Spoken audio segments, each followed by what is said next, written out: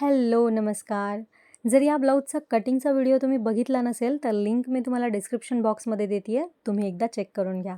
आता यामध्ये मी फक्त पुढे पट्ट्या लावल्यात, मागे पट्ट्या नाही लावल्यात. गळ्याला पण आणि कमरेला पण मी पलटी केलं आहे कॅनव्हास लावून.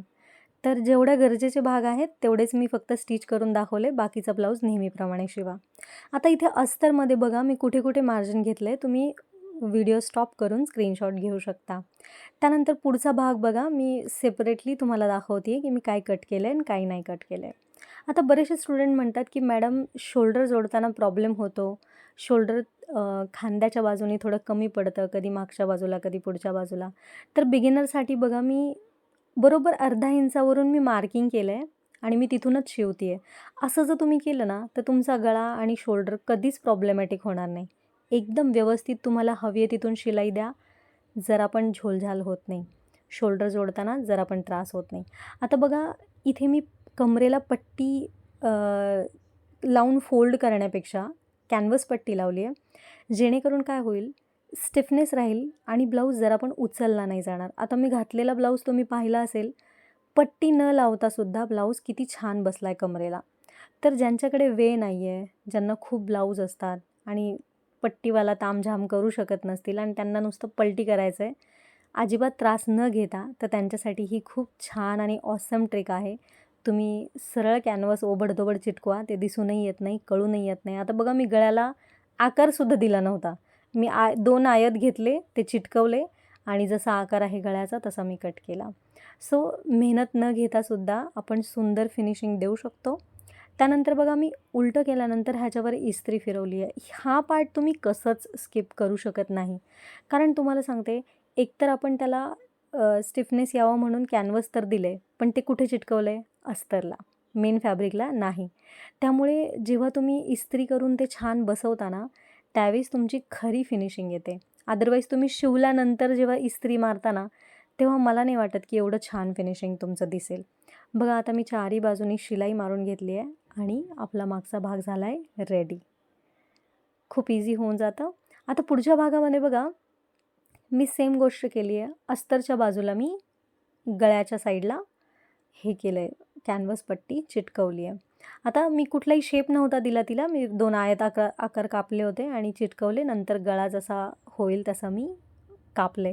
तुम्ही मागच्या ब्लाऊजमध्ये बघितलं असेल पॅकनेकमध्ये मी कसं केलं, सेम तसंच केलं आहे. म्हणून मी ह्याच्यामध्ये ते फुटेज ॲड केलं नाही आहे. बघा मी इथे पण गळ्याला बरोबर अर्धा इंचावर मार्किंग करते आहे आणि आपल्याला शिवून ह्याला पलटी करायचं आहे. लक्षात घ्या 2 टिपा मारायला विसरायचं नाही आहे. आपण दाबटीप वगैरे तसलं काही करणार नाही आहोत. त्यामुळे एका टिपेवर समाधान नाही मानायचं. थोडंफार जरी उसवलं तरी प्रॉब्लेम होतो. नॉच मारायला विसरायचं नाही आहे आणि एक बाजूनी जेव्हा तुम्ही पलटी कराल, त्यावेळेस तुम्हाला इस्त्री मारायला बिलकुल नाही विसरायचं. आता इस्त्री मी मारली आहे. तुम्हाला नंतर दिसेलच ती बघा. बसलं व्यवस्थित. मी इस्त्री मारून घेतली आहे, पण ते फुटेज मी ह्यात ॲड नाही केलं, व्हिडिओ मोठा होईल म्हणून. त्यानंतर बघा हे जॉइन केल्यानंतर आपल्याला गळा पलटी केल्यानंतर आपल्याला हा जो कटिंगचा भाग आहे, तो असा व्यवस्थित ठेवून घ्यायचा आहे. बघा गळ्याला कट टू कट नाही येणार, कारण गळा आपण अर्धा इंच शिवला आहे.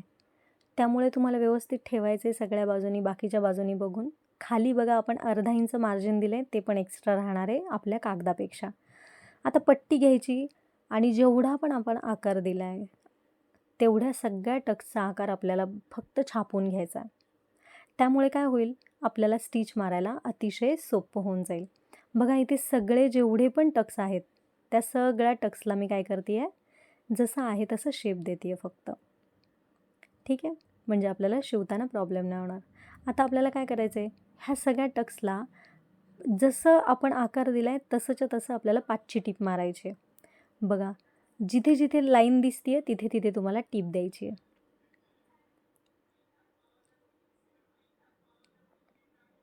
सेम अशाच पद्धतीने मी सगळे टक्स शिवून घेते आहे. बघा मी चारीच्या चारी टक्स तसे शिवून घेतलेत. ह्याच्यामुळे होतं काय, तुमचा टक्स जरा पण इकडचा तिकडे होत नाही. बघा मी मध्ये थोडासा कट मारला आहे, अगदी थोडासा कट. जो खालचा टक्स होता ना, त्याला मी छोटासा कट मारला आहे. अगदी कोपऱ्यापर्यंत तो कट जाऊ देऊ नका. त्यानंतर एकावर एक दुमडून आपल्याला नॉर्मल आपण टक्स जसं मारतो तसं आता शिलाई तर तुमच्याकडे ऑलरेडी आहे. त्याच शिलाईवर तुम्हाला तो टक्स मारायचा आहे. आता तुम्ही म्हणाल डायरेक्ट तसं करून आम्ही का नको मारायला शिलाई? कशाला हे कुटाणा करायचा? तर लक्षात घ्या कधी-कधी काय होतं अस्तर एका बाजूला जातं आणि मेन फॅब्रिक एका बाजूला जातं. कॉटनच्या ब्लाउजला नाही प्रॉब्लेम होत, पण बाकी इतर जो कपडा असतो, कधी-कधी कापड खूप सुळसुळीत असतं. त्यावेळेस इतका प्रॉब्लेम होतो ना, मग 4 वेळा त्या टिपा उसवा, परत एकदा शिवा. कोणी सांगितली एवढी झंझट? त्यापेक्षा एक शिलाई 5ची टीप मारायची and you are good to go. त्यानंतर बघा मी सगळे टक्स एकावर एक ठेवून शिवून घेतलेत. आता बघा आपल्याला कापायचं फक्त 2च टक्स आहेत आणि ते पण अखंड नाही, म्हणजे जेवढे आहेत तेवढे नाही कापायचे. अगदी त्यांचा कोपरा-कोपरा कापायचा आहे. ते मी तुम्हाला दाखवते व्हिडिओमध्ये मी कसं केलं ते. बघा आता हा जो टक्स आहे ना, तो तुम्हाला गोलव्या आकारात शिवावा लागतो कारण त्याचा आकारच गोल आहे. त्यामुळे एकदम अल्हाद पकडायचं आहे तुम्हाला आणि शिवायचं आहे. जरा पण ओढताड करू नका कारण हे तिरक्या कपड्यामध्ये हा टक्स असतो. त्यामुळे हा कपडा एखाद्या बाजूचा कमी जास्त होऊ शकतो ओढल्यामुळे. अदरवाईज नाही होणार. त्यानंतर बघा मी छोटासा साईड कापली आहे फक्त. आता तो जो खालचा टक्स आहे त्याचं अगदी थोडंसं कापायचं आहे, कोपऱ्यापर्यंत नाही जायचं. That's it. झालं. त्यानंतर आपल्याला जोडायची आहे योकपट्टी. आता बघा हे सगळं आपण एकाच स्ट्रक्चरमध्ये बनवलं आहे, त्यामुळे योकपट्टी जरा पण तुम्हाला कमी जास्त होणार नाही. इथून छोटी झाली आहे, तिकडून मोठी झाली आहे, जरा पण नाही.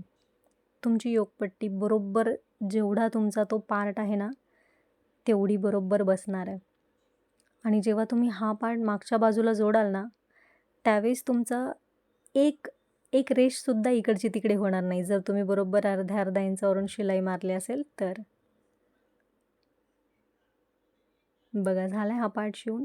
आता बाकीचा जो ब्लाऊज आहे तो नॉर्मल तुम्ही जो ब्लाऊज जसा शिवता ना तसंच शिवा. ह्याला हुक पट्टी लावा आणि बाकी सगळे पार्ट तुम्ही जसे जोडता तसे जोडा. ब्लाऊज तुमचा तयार आहे.